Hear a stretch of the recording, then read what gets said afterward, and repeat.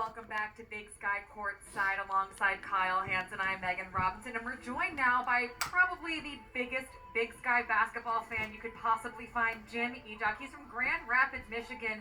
Jim has been to all 6 tournaments here in Boise. Yes, there have been 7. 1 fans were not allowed due to COVID. Jim, true supporter of the Big Sky. How did you become a Big Sky basketball fan living in Michigan? About my favorite subject, Big Sky basketball is my passion. Well, it was kind of a strange way that I got into this. Back in 2019, my wife told me that I could go to any college basketball tournament that I wanted to go to. And so I thought, well, I better do some research, and I had discovered that the Big Sky had recently signed a contract to have their tournament in Boise. And I decided that I'd never been to Idaho before, and I thought, well, maybe I should try the Big Sky. So I came that year, not knowing anything about the conference. I didn't know any of the schools that were in the conference. I certainly didn't know any of the players. And when I got here, I came in completely blind to what I might see. And what I saw was incredible, passionate athleticism. I saw dedicated athletes. I saw individuals that loved the sport and gave it 100% that they had inside of them. The rivalries impressed me as being fierce and intense, and the fan base is absolutely enthusiastic. And I thought, my goodness, I have to come back next year. But what I did is I decided that if I'm going to be at this tournament, I'm going to be better prepared the second time that I come. So I printed pictures of all the players and put them in a binder, and kept statistics for all of the players, and watched every minute of every game on TV. And then when I got here, I felt like I was perfectly prepared, and again had a fantastic experience. And this is the only place that I want to be. Starch Madness is my Super Bowl, and you wouldn't be able to stop me from coming back.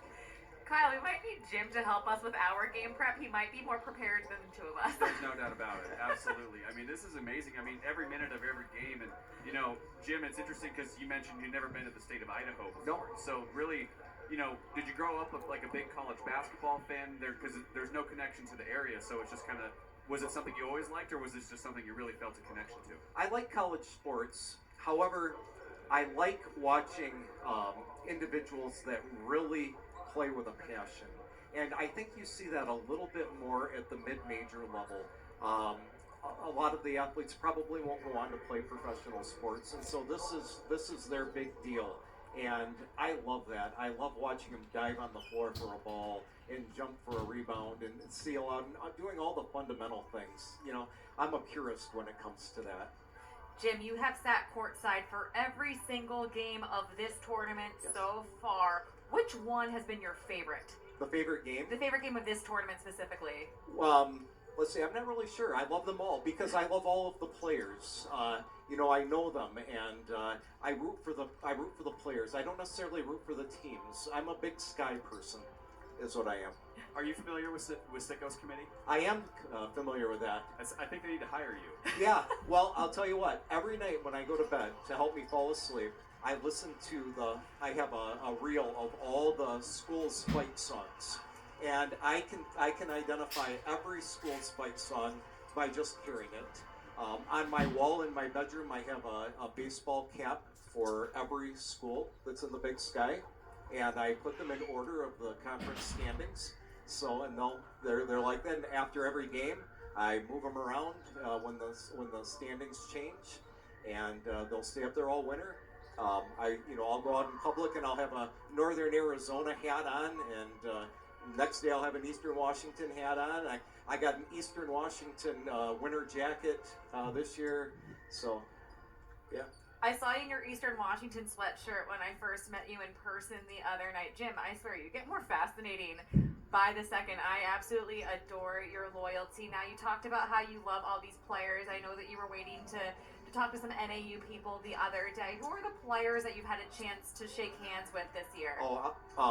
This year I haven't had a chance to really shake hands with anybody, but may I tell you about a player that I met a couple of years ago? Please. Yes, this is a great story, I think.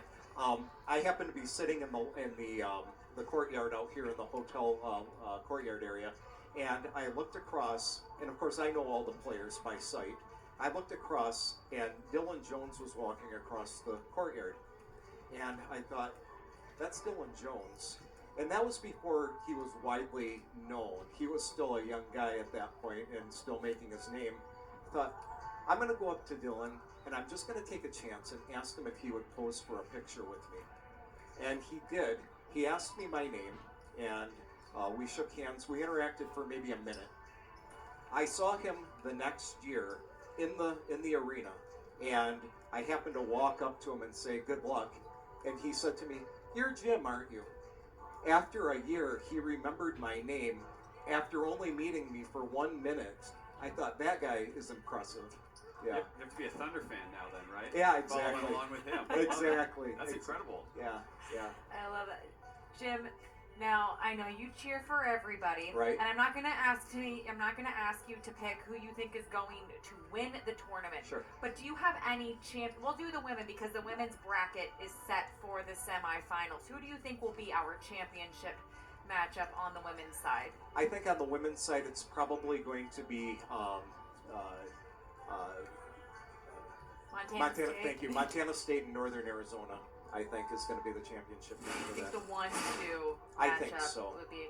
And I know the men's team, we still need to figure out the other half of those brackets, but Yeah. Montana and UNC have already solidified their spots. Who do you think will advance tonight to play those two teams tomorrow? I think it's going to be Idaho State and Portland State. I really do. Okay. Yeah.